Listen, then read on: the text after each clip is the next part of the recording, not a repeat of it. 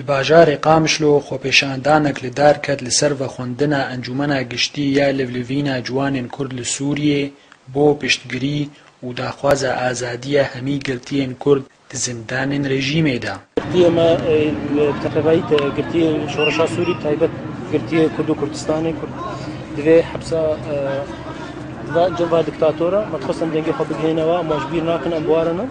em serwêriyê dimeşin. Li kolana Munîr Hebîb li taxa Xerbî li Qamişlo komek ji xort û gencên Qamişlo beşdar bûn divê xwepêşandanê de û bang kirin ji bo azadiya hemî girtiyên Kurd di zindanên rejîmê de û yekîtiya gelê Kurd û tekez kirin li ser beşdarbûna gelê Kurd di şoreşa azadiyê de.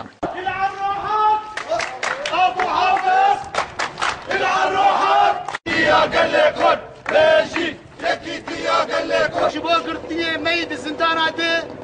di pêşiya wana de Doktor Hüseyin İsa û Xebat Bajar Temir Yaqûb Behzad Dorsin û çiyek dîgo hate girtin ji bo azadiyê ji bo demokratiyê ji bo wekheviyê ji bo aşitiyê em careke dijî tekez dikin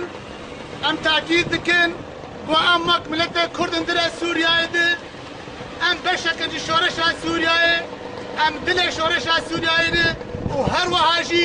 em ê berdewam bikin di xebata xwe de di tekoşîna xwe de ji bo Sûriyek azad ji bo Sûriyek wekhevî. بخير هاتنا اكتيفي دكن سرسرة كواهاتن او دكتنا ما افضلنا ما جبو قبتين ازادية نيه قلتداني ريجيما ديكتاتوريا سوري دنا هم دوج دوزا وانا بردن امي فيوا بالحياة واما ازاد بكن بازين داني بقريش يبو صدان هاتنا خشتن تيدا تصفية كرنا اف ريجيم جي سوري رنما تبي اف ريجيم دفي بيوستا غبار بكي ريجيم اكنو وري داني دولتك سوري باقش وري آواكرن همي كس برومت سرخاكا خو بجي قرتيه ما براستي دينن برامدا ان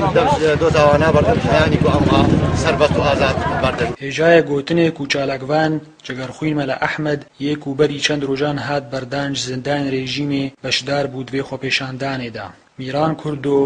ئارک تیڤی، قامش